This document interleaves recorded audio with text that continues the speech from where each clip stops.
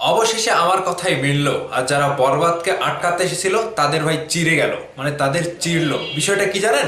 বরবাদকে আটকানোর ক্ষমতার কারণ নাই, সবাই যেন মারা খেয়ে উড়ে গেল।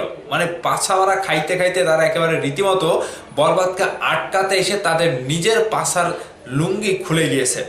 এখন আপনাদের জন্য দারুণ খবর, গরম খবর দিতে এসেছি। এবারের ঈদে বরবাদ আসবেই আসবে, এটা বলেছেন আমাদের বরবাদ সিনেমার পরিচালক মেহেদী হাসান হৃদয়। এবং বরবাদ সিনেমাটি আগামীকাল 24 তারিখ বরবাদ সিনেমাটি সেন্সরে জমা যাচ্ছে, এটা কনফার্ম।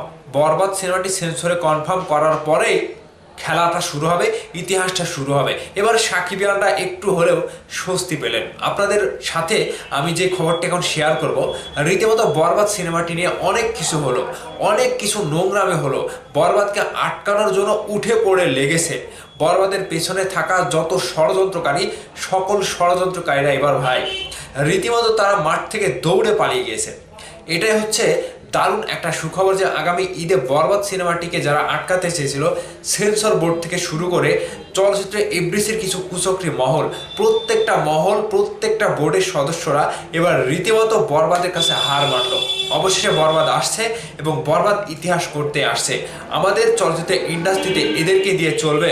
শাকিব খানের সিনেমা আসলেই তাকে আটকাও, শাকিব খানের সিনেমা আসলে তাকে বয়কট করো।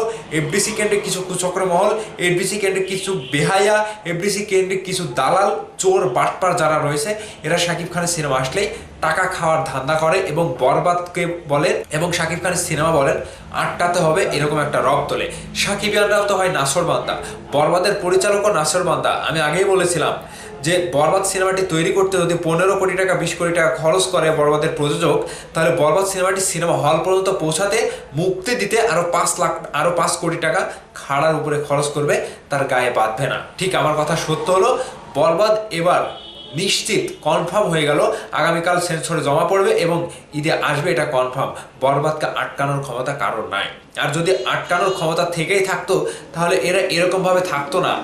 এরা শুধু চেয়েছিল যে বরবাদকে আটকানোর একটা রাস্তায় নিয়ে গিয়ে সেখান থেকে কিছু টাকা হাতাবো, কিছু টাকা খাবো, দালালি করব, আর বরবাদকে আবারও মুক্তি দেব। মানে এরা জানে যে বরবাদ মুক্তি পাবেই, বরবাদকে আটকানো যাবে না, কিন্তু ওই যে সুযোগ নিয়ে কিছু টাকা হাতানোর ধান্দা, এটাই হচ্ছে এই কুচক্রী মহল, এদের দৌড়।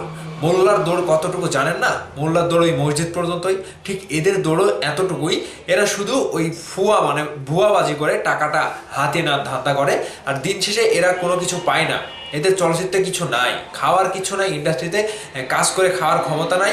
শুধু শাকিব খানের নাম নেবে, শাকিব খানের নাম নিয়ে ষড়যন্ত্র করবে, সিনেমা আটকাবে, এগুলোই করার ধান্দা। তাছাড়া এদের ভেতরে কিচ্ছু নাই, এরা পুরোটাই ভুয়াবাজির উপরে চলে। তো এখন কথা হচ্ছে, কনফার্ম হয়ে গেল ঈদের মুক্তিপ্রাপ্ত সিনেমা, ঈদের একমাত্র আলোচিত বহুল আলোচিত সিনেমা বরবাদ। শাকিব খানের বরবাদ ছাড়া কোনো কথা হবে না। সাকিবিয়ানরা যদি বরবাদ সিনেমাটি মুক্তি না পায় সিনেমা হলে, তাহলে ভাই বিশাল বড় আকারের গ্যাঞ্জাম বাঁধিয়ে দেবে, এটা কনফার্ম।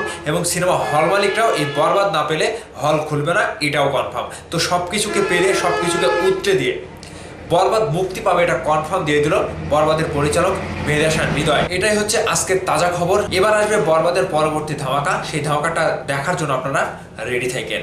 দেখা হবে আবার নতুন কোনো ভিডিওতে। আল্লাহ হাফেজ।